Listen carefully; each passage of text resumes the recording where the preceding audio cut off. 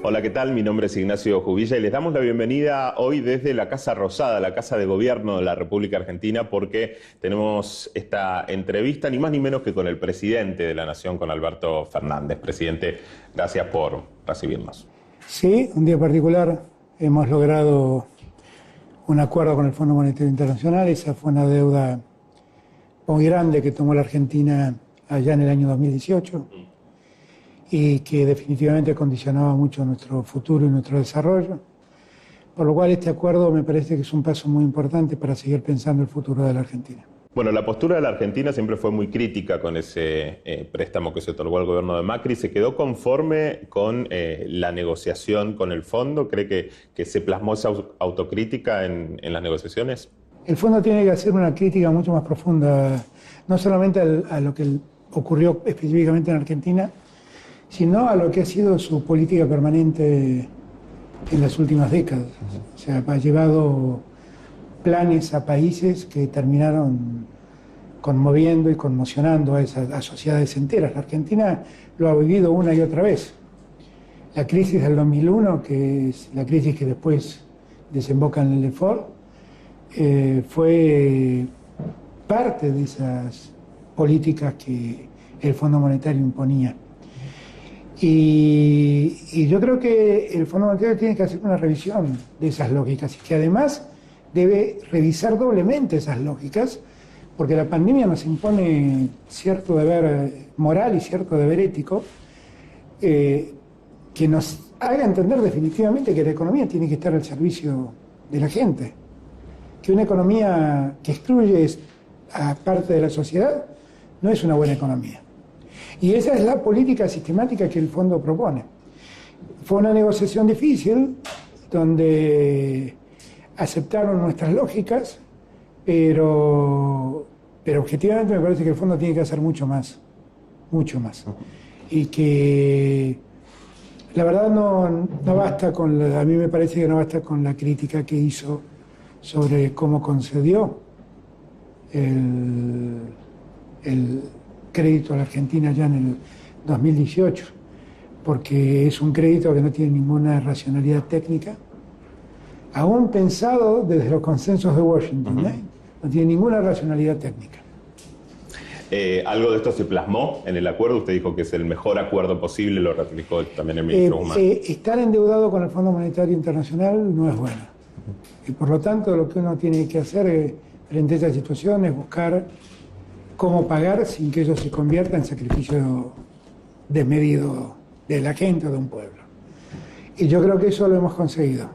Y yo confío que la Argentina entre en un proceso de crecimiento que nos permita sobrellevar esta deuda con más tranquilidad. Yo estoy conforme, sabiendo que no estoy conforme con que la Argentina tenga una deuda con el Fondo Monetario. Bueno, se decía que no había un acuerdo bueno, en definitiva, ¿no? Por eso, porque lo malo, lo nocivo es precisamente el estar endeudado con el Fondo Monetario. Eso es lo más nocivo. ¿Cuándo se va a enviar este acuerdo ya al Congreso? ¿Y qué espera? Bueno, primero tiene que tratarlo, hay que terminar de cerrarlo, escribirlo, tiene que aprobarlo el directorio del fondo y recién ahí podemos mandarlo a consideración del Congreso. No, yo espero que el Congreso lo entienda, creo que es el mejor acuerdo posible que podíamos tener y que nos sacaba a nosotros de esta agonía de que cada vez que había un vencimiento no saber cómo íbamos a llegar en ese momento. Nos saca ese problema, nos permite vislumbrar un horizonte de proyección mejor y lamentablemente es algo que, insisto, no hemos generado nosotros, lo hemos recibido. La historia de Irak, la culpa que le cabe a los que hicieron lo que hicieron. ¿Espera un cambio de actitud de la oposición? Bueno, yo creo que ellos que tienen una cuota de responsabilidad tan importante como la del fondo en la toma de este crédito, espero que asuman que estamos tratando de resolver el problema que en su momento crearon. ¿Qué va a pasar con ese plan plurianual que había? El plan plurianual refleja exactamente lo que el acuerdo con el fondo dice. Es eso básicamente. Y allí lo que nosotros garantizamos es que la Argentina no tenga reducción en la inversión social, que no tenga reducción en la inversión en obra pública, que para nosotros es un motor importante para mover la economía después de tanto estancamiento. Y confiamos en que podamos ir resolviendo el problema inflacionario, que para nosotros es un problema muy serio y que directamente afecta el bolsillo de los que trabajan. Está bien, si le pregunto por la inflación no me va a insultar como Joe Biden, ¿no? No, Estamos grabando todo. No. Precisamente, ¿qué impacto puede tener el acuerdo en la inflación? ¿Qué perspectiva No, tiene? la solución de la inflación está en manos nuestras, no está en manos del acuerdo. Y lo que necesitamos es que los empresarios tengan claridad en que si entramos en este rumbo con un horizonte de proyección más claro, ellos tienen que hacer su aporte de dar estabilidad. Ha habido en estos años mucho de especulación por parte de los empresarios y muchos han tenido ganancias cuantiosas a costa de una demanda creciente, ¿no? En un modelo capitalista la demanda es muy importante. Sin demanda el capitalismo no existe. Lo que no puede convertirse es en algo dañino para el capitalismo, porque no puede ser que alguien aproveche esa mayor demanda para aumentar los precios y tener mayores ganancias. Eso hay que trabajarlo con los empresarios. La Argentina ha vivido en las últimas décadas un proceso de concentración muy grande de la economía y lo que tenemos que intentar es, ordenar eso. Parar un poco con la avaricia empresaria.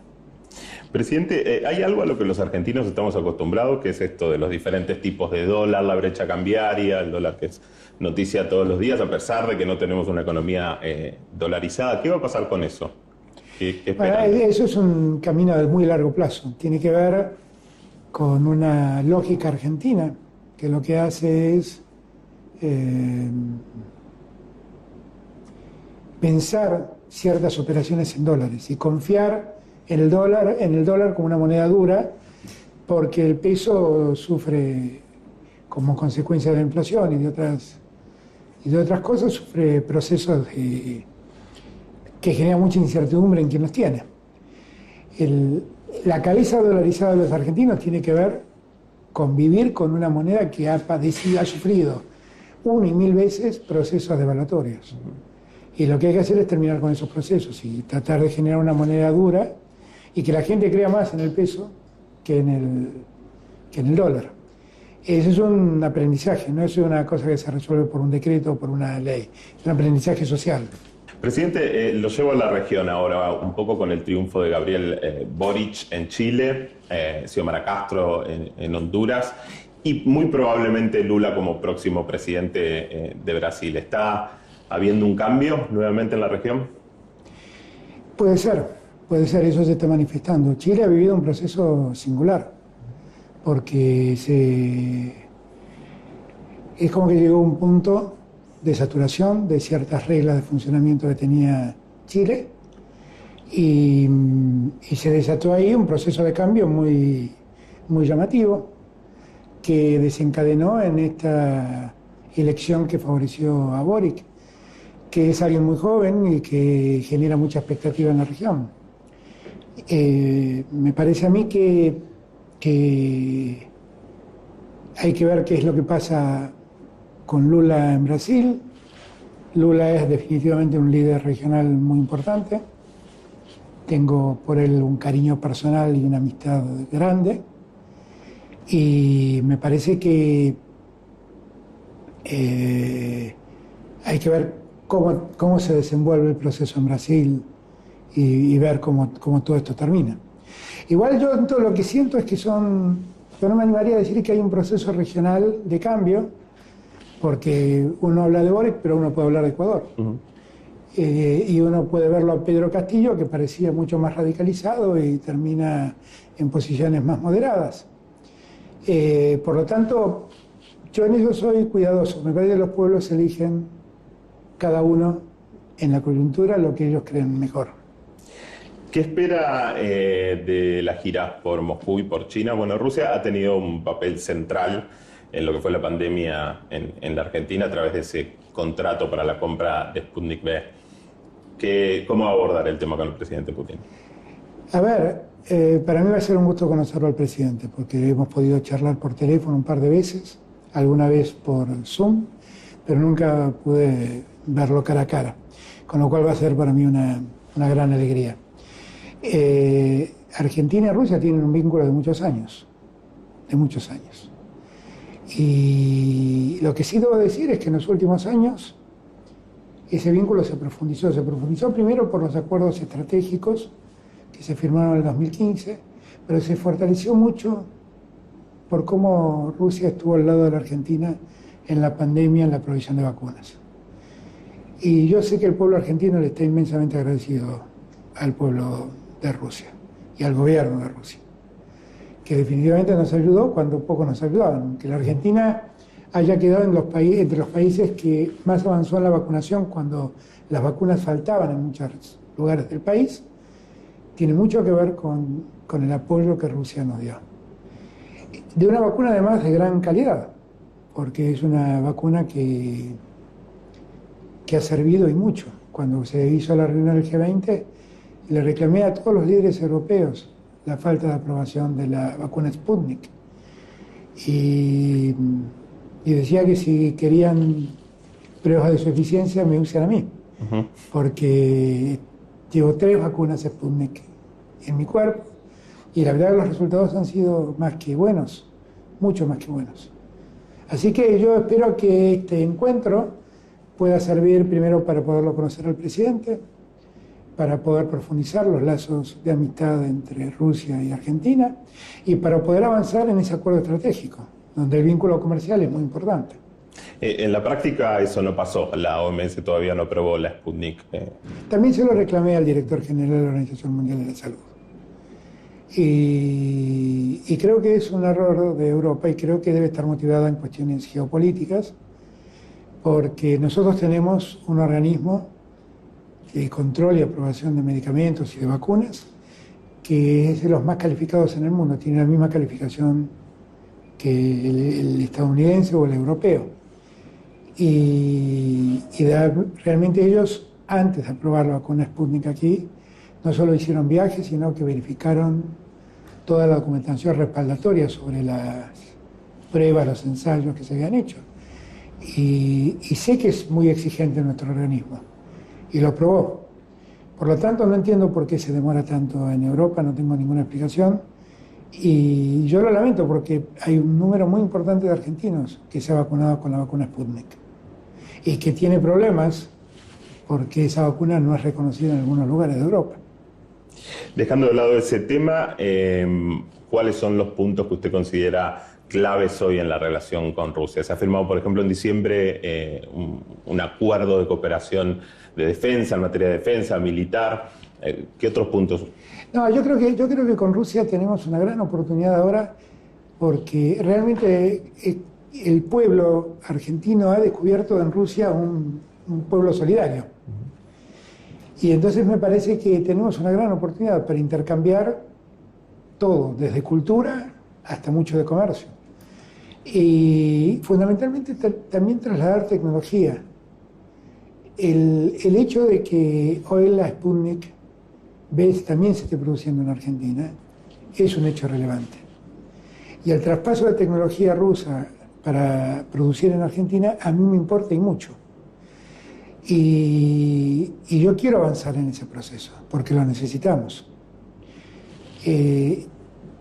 Obviamente hay un sinfín de temas en el medio que son parte de los acuerdos estratégicos y que habrá que ver y estudiar a ver cómo evolucionan. Que en la faz comercial tiene muchas vetas, desde inversión en obra pública hasta inversión en centrales de energía nuclear. Todo eso hay que seguir trabajándolo y hay que seguir viendo a ver cómo podemos avanzar. Usted había dicho en su momento que había que desideologizar, ¿no?, la pandemia y la relación en Rusia con sentido, justamente hablando de una cuestión de salud pública. ¿Puede profundizar un poco más eso? No, es que, bueno, eso es un fenómeno argentino, ¿no? En la Argentina siguen creyendo que el muro de Berlín existe, muchos medios periodísticos.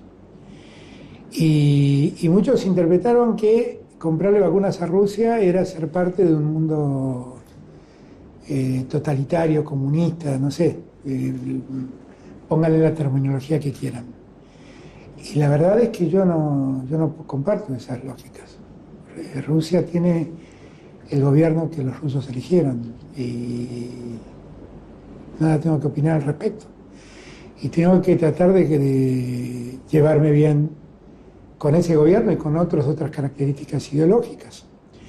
Y creo que hubo una acción mediática muy fuerte para poner detrás del contenido de la vacuna una carga ideológica que no tiene. Las vacunas son vacunas. Se producen en Rusia, se producen en Estados Unidos, se producen en China, se producen en India. Nunca preguntamos de dónde vienen las vacunas. Son vacunas. Nos ayudan a preservar nuestra salud, simplemente. Pero bueno, así es lamentablemente parte de la prensa argentina y son esos los tipos, los temas que muchas veces proponen o promueven en la opinión pública. Presidente, bueno, nos están pidiendo que terminemos, sabemos que está en un día muy especial y muy ocupado. Quería simplemente una reflexión sobre los 40 años que se cumplen de la Guerra de Malvinas próximamente. Para nosotros es un año especial, es un año de conmemoración. Malvinas es una parte del territorio argentino robado por el imperialismo británico. Y nosotros seguimos pidiendo que eso no siga ocurriendo. En aquel momento, hace 40 años, un gobierno dictatorial avanzó con una guerra que se llevó a la vida de muchos soldados valientes argentinos, jóvenes, nuestros héroes. Muchos otros volvieron y dejaron todo su esfuerzo allí. Y nosotros lo que elegimos es seguir reclamando Malvinas por la vía diplomática y terminar con cualquier forma de colonialismo en el tiempo en el que vivimos. No cabe ninguna duda que las Islas Malvinas son parte integrante del territorio argentino y por lo tanto debemos insistir en nuestra soberanía sobre ellas. Presidente, muchas gracias. Ha sido muy amable. Muchas gracias. Era el presidente de la República Argentina, Alberto Fernández. Siempre es bueno escuchar las palabras de un mandatario. Nosotros nos reencontramos en otra entrevista. Hasta luego.